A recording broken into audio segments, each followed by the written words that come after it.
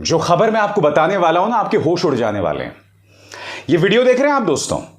इस वीडियो की तस्वीरों में आप देख सकते हैं पटाखे फोड़े जा रहे हैं। और जानते हैं पटाखे क्यों फोड़े जा रहे हैं? क्योंकि भारतीय जनता पार्टी के एक विधायक है कर्नाटक में, उनके बेटे प्रशांत मडल को बेल मिल गई है। और आप जानते हैं कुछ दिनों पहले क्या हुआ था? कुछ दिनों पहले लोकायुक्त की पुलिस ने इनके घर पर छापा मारा था। करीब 6 करोड़ रुपए मिले थे। लोकायुक्त की पुलिस ने यह भी आरोप लगाया कि 40 लाख की रिश्वत ली जा रही थी। और जब अदालत ने इन्हें बेल दी तो ये जश्न मना रहे हैं। अब आप कहेंगे भाई कैसा बेशरम आदमी है, लोकायुक्त की पुलिस ने छापे मारे, इतने पैसे मिले और अगर बेल मिल गई तो उसमें खुशी मनाने वाली क्या बात है। मगर खबर वो नहीं है दोस्तों। खबर यह है कि कर्नाटक की एक अदालत ने आदेश ये दिया है कि कोई भी मीडिया संस्थान, या ये कहा जाए उन्होंने 46 मीडिया संस्थानों पर रोक लगा दी है इस खबर पर डिबेट करने से, इस पर रिपोर्टिंग करने से। होश उड़ गए ना आपके? यानी कि लोकायुक्त की पुलिस छापा मारती है, करीब 6 करोड़ रुपए कैश मिलता है। यह भी कहा जाता है कि 40 लाख की रिश्वत ली गई, मगर अदालत कहती है मीडिया इस पर रिपोर्टिंग नहीं करेगी। मैं आपको बतलाना चाहता हूं दोस्तों कि अदालत ने दरअसल कहा क्या, एक एक करके आपकी स्क्रीन पर आएगा। सबसे पहले लाइव लॉक की यह खबर देखिए, अंग्रेजी में क्या कहती है, फिर मैं इसका हिंदी में अनुवाद करूंगा। ब्राइबरी केस यानी रिश्वत का मामला, Bengaluru court restrains 46 media organisations from publishing any defamatory content against BJP MLA Madal Virupakshappa and his son Prashant मडल।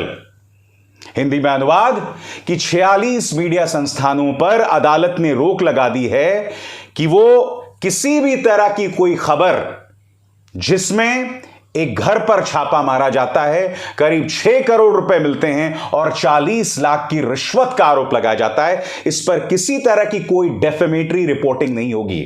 मगर अदालत ने क्या क्या कहा है, आपको उस बात पर गौर करना पड़ेगा दोस्तों।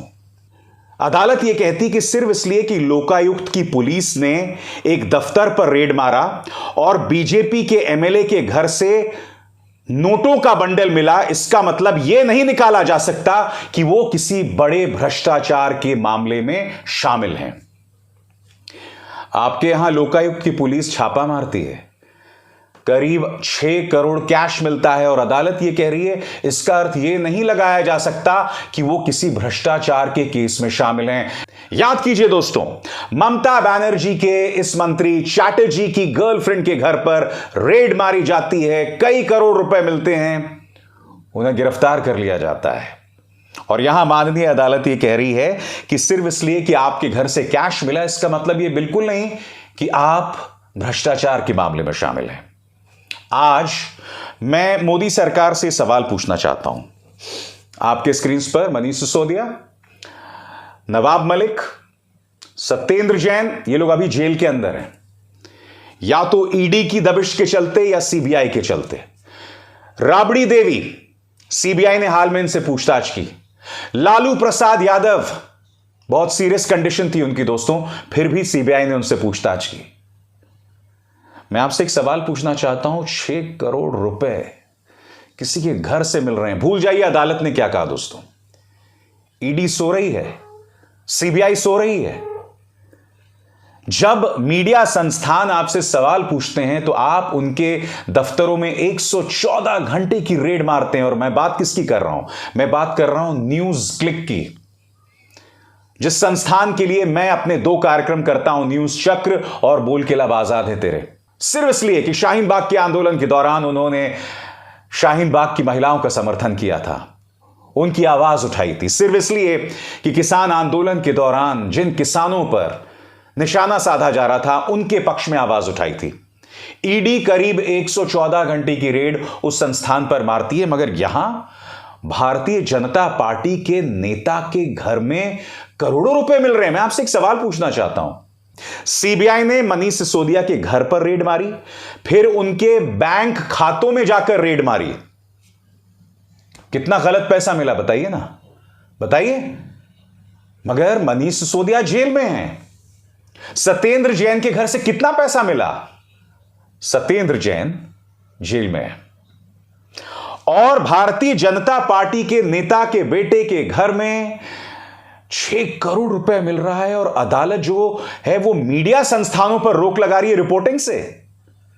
आगे देखिए साहब, अदालत यह भी कहती है merely amount is seized is not a ground to come to conclusion that the plaintiffs are rank corrupts। सिर्फ इसलिए कि आपके घर से पैसा मिला है इसका मतलब यह नहीं कि आप भ्रष्टाचारी हैं। बिल्कुल, आप अदालत हैं, आप कुछ भी कह सकते हैं, आप बिल्कुल सही कह रहे हैं। मगर जो सवाल मैंने कुछ देर पहले उठाया कि मोदी सरकार की ईडी, सीबीआई, इनकम टैक्स, क्या वो सो रहे हैं? आगे देखिए साहब, media people can also make publications if there is a truth. The same shall be subject to verification merely on the basis of the statement given by the persons. The defendants shall not broadcast news as per their whims and fancies in order to help the other wings.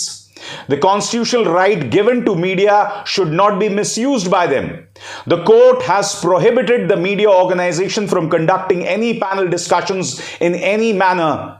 अब इस मामले की अगली सुनवाई 20 अप्रैल को है, मगर अदालत ने पहली बात कही कि इस पर किसी तरह का कोई डिबेट नहीं होगा। दूसरी बात यह कही कि जो संवैधानिक अधिकार मीडिया को मिला हुआ है इसका दुरुपयोग नहीं किया जाएगा। तीसरी बात यह कही कि मीडिया का यह पक्ष है कि वो हकीकत या सत्य बताएं और तमाम जो बातें रखें उसके वेरिफिकेशन के बाद, उसकी जांच पड़ताल के बाद ही उस बात को सामने रखें। मगर मैं आपसे एक सवाल पूछना चाहता हूं, 6 करोड़ रुपए किसी के घर से मिल रहे हैं और उस पर मीडिया चर्चा भी ना करे। मैं माननीय अदालत से पूछना चाहता हूं, आप क्या चाहते हैं, मीडिया किस तरह की चर्चा करे? बताइए, मीडिया किस तरह की चर्चा कर रहा है? दोस्तों, मैं आपको एक मिसाल देना चाहता हूं।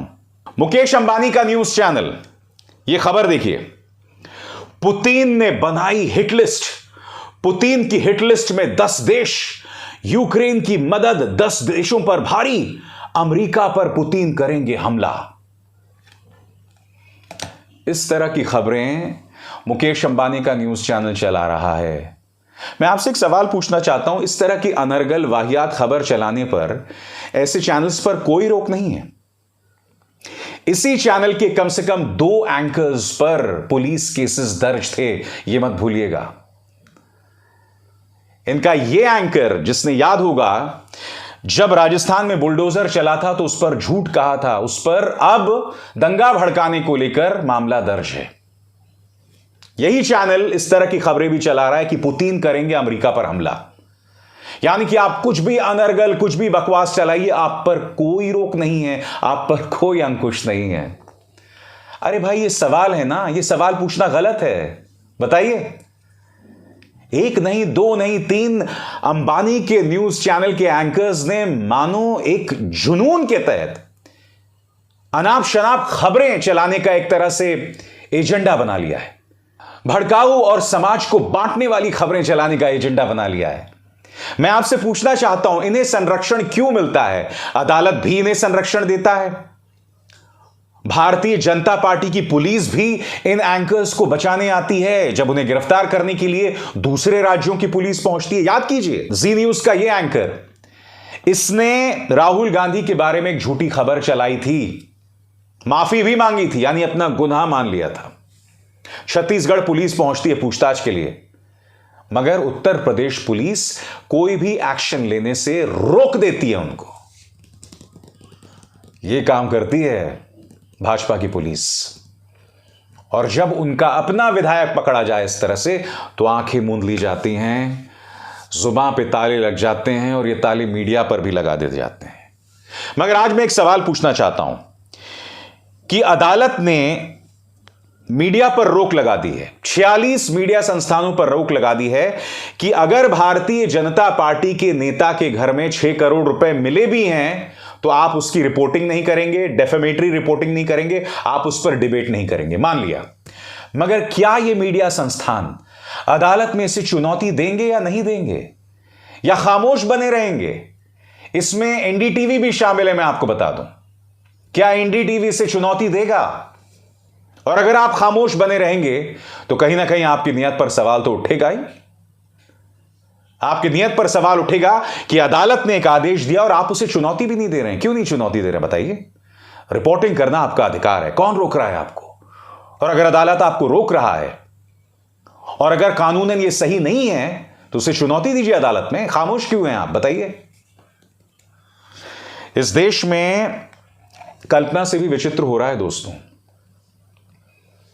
और जब राहुल गांधी लंदन में जाके कहते हैं कि इस देश का लोकतंत्र खत्म किया जा रहा है, जब वो ये कहते हैं कि मीडिया पर दबाव है, चुनाव आयोग पर दबाव है, न्यायपालिका पर दबाव है, तो क्या वो गलत कह रहे हैं? खासकर अदालत के इस आदेश की पृष्ठभूमि में, जिसका मुझे सम्मान करना पड़ेगा, मजबूरी है। खैर, मगर इस मंच पर आप तक हकीकत पहुंचाना मेरा फर्ज है, आगे भी पहुंचाता रहूंगा। अभिसार शर्मा को दीजिए इजाजत। नमस्कार।